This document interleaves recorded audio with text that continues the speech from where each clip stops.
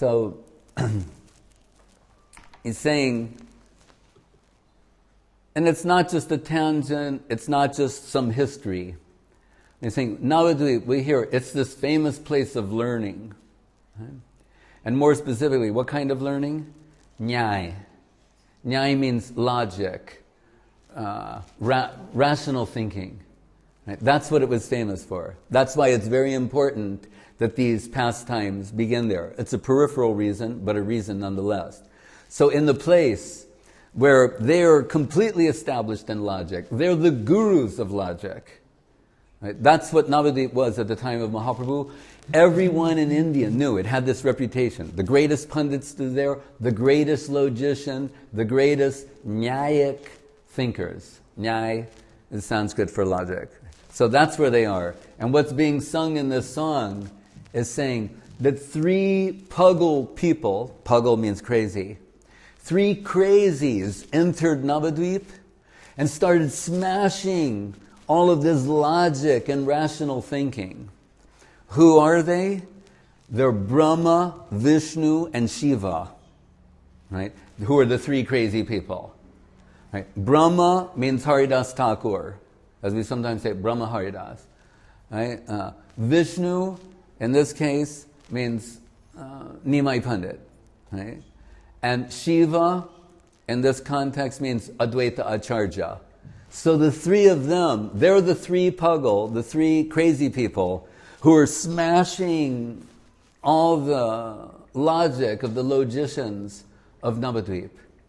Right? So, the real world enters. Huh?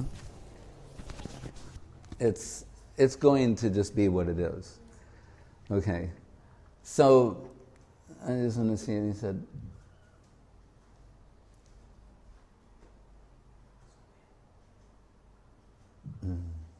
he says, what is desirable for Brahma and Shiva has been pulled down in this worldly, ordinary plane, and they are dancing, chanting, and playing on mridanga madly, and ordinary people are very satisfied. Right? And the logicians are puzzled. What is this? Mad, abnormal thinking. So what is normal to the plane of logicians? We want to neglect that. No logic. Right? So when Mahaprabhu is called over by Prakasananda Saraswati, the leader of 60,000 Mayavadi sannyasis, he's saying, you look like a very dignified person and very honorable and respectable, but we hear, word has come to us that you're singing, dancing, chanting, getting emotional, expressing different types of sentiments. So that's not the proper behavior, mood, and characteristics for a sannyasi. The sannyasi should be engaged in studying seriously the scriptures and have a grave persona about them. And so these are the rumors I've heard. I don't know how so far it's true. Right? So Mahaprabhu's response to that, there's a very famous sloka from the Srimad Bhagavatam, Evam Brata Swapriyanama Kirtya. Gotta be a little quiet, whispering. Jatanurago Drutachitta Uche Hasatya Atto Roditi Roti Gayati Unmadavan Nritri Loka Bhaja. So it says that Mahaprabhu's answering him by saying, my Guru Maharaj, he could see that I didn't have the adhikar, I wasn't so qualified to study philosophy, Vedanta, and such things. So he told me, considering your lack of qualification, and he called me murkha, which means foolish. He said, you just take this Krishna Nam, chant. You could see I was a simple-hearted person. You just take this Krishna Nam and chant this holy name, and you don't need to focus so much on the study of Vedanta and other things. And then Mahaprabhu said, I began taking Krishna Nam, like in Guru Maharaj's song, and echoing the what was expressed in Chaitanya Charitamritam, Krishna, Krishna, Krishna, Krishna, Krishna, Nama, Kirtanam. What's the next line? Nama.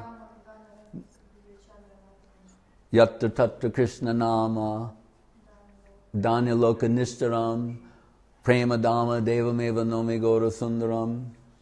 It's also expressed in the beginning, Krishna Nama Siddhu Dhamma Dhanya Dana Sagaram.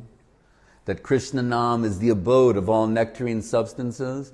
So Mahaprabhu is saying, I found Nimai Pandit saying, after my guru gave me this mantra, I would chant the mantra, and then sometimes I would experience ecstasy, my hairs would be standing on end, tears are coming out. Sometimes I'm laughing madly, like a madman, just laughing. And he describes all the ecstatic effects of taking Krishna Nam. He said, so I went back to my guru and said, what kind of a mantra have you given me? What is this? And when he told, and the guru said, what is the problem? He said, I'm taking this name, and sometimes I'm crying, sometimes I'm laughing like a man, my hairs are standing on end, I'm falling on the ground, I'm becoming stunned in the process. And his Gurudev went, oh, Hare Krishna, we've read about this in the scriptures, that for those who are pure, there's a state of divine happiness and madness, that they will, for those whose heart is pure, who can offensively chant the holy name of Krishna, these will be the effects. Right? Like, what is it in the Shikshastakam? It says,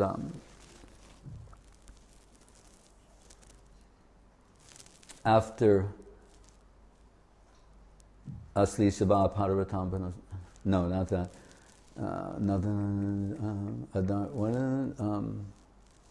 The crying sloka. Nadanam Nadanam Sananam Ayinanda Tanuja Kinkaram Viditam Mishanam. What's the next sloka? Yugaitam Nimishena Chakshusha Pravishaitam Sunyaitam. Anyway, there's, actually in one sense, Cheto Darpanam Marjanam Bhavamaha Davagni Nirvapanam Shreya Kairava Chandrika Vitaranam Vidyavadu Jivanam Anandam Buddhivardhanam. This is all right. Anandam Buddhivardhanam Pratipitam Punamritas Vadanam from Vijayate Sri Krishna Sankirtanam. So, anyway, Mahaprabhu's guru took it that, yes, when we're told if one can chant the holy name of Krishna offenselessly, then the natural outcome is spiritual ecstasy. So you're very blessed. And that was the beginning of his description to Prakasananda Saraswati Thakur. But then, we should point out, at first, the reason he noticed Mahaprabhu is, as is the custom in India, when walking, it's dusty there, the feet get dirty, so when you reach the doorway, you wash your feet first, and then go and take your seat. But Mahaprabhu, after arriving, Sri Krishna Chaitanya Mahaprabhu, and washing his feet, he sat in that area, which is, you can say, considered to be a little unfit, unclean. But at the same time, sitting there in a potentially dirty place, or a conventionally dirty place, everyone noticed this incredible effulgence that had entered the room. So they're all drawn towards this divine radiance emanating from him. And that's when Prakasananda, you're sitting, Your Holiness, please, come here. Right? What is that effulgence? Rupa Goswami gives us a hint, because it's the external manifestation of what's going on internally with Mahaprabhu. So in the Chaitanyastakam, it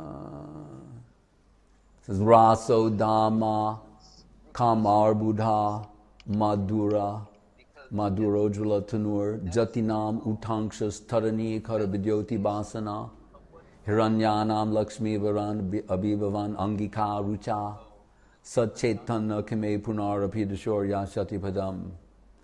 So here Rupa Goswami is giving some description of Mahaprabhu. Hiranyanam Lakshmi Varan Abhivavan Angika Rucha, this golden effulgence, but then Jatinam as a sannyasi, Jatinam Utangshas Tarani Kara Vidyoti Bharsana.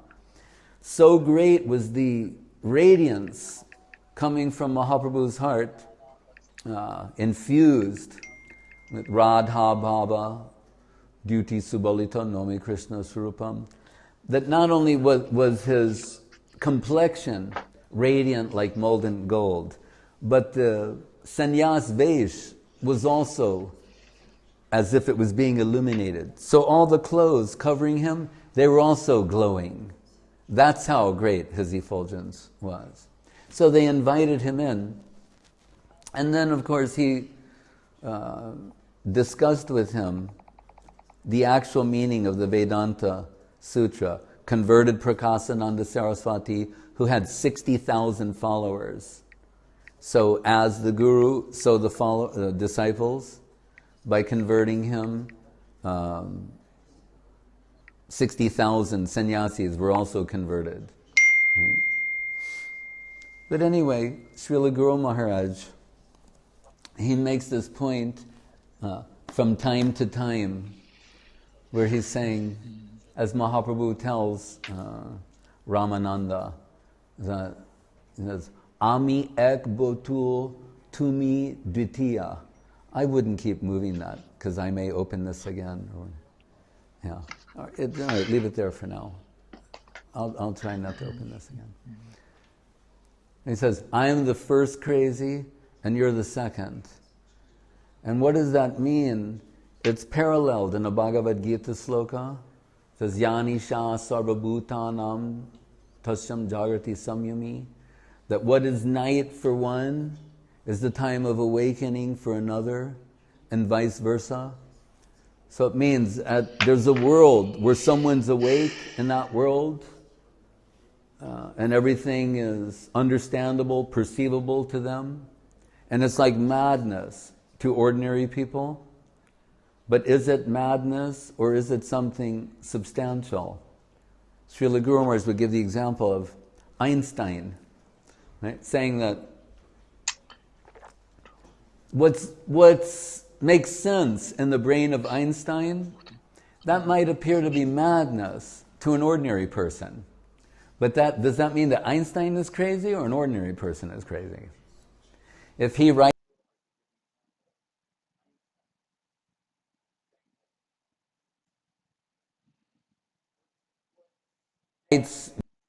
one of his formula on the board, he's saying, what is that? These symbols, it looks crazy to an ordinary person. If he starts explaining one of his theories, you can say, what is he talking about? Right? But is it that he's mad and what he's talking about makes no sense? There's nothing of value there, nothing substantial? Or this is why we designate him Einstein, and we recognize that we may not be able to appreciate what is there, but those who have some ability or capacity, they can verify that there's something substantial there. So, in a similar way, Mahaprabhu and his followers were misperceived, thought to be mad. Sukadev Goswami was thought to be mad.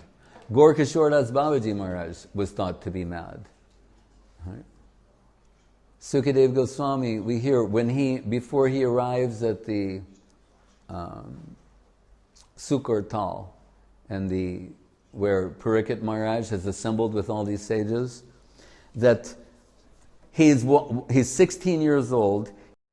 So after all of this, So after all of this, I have to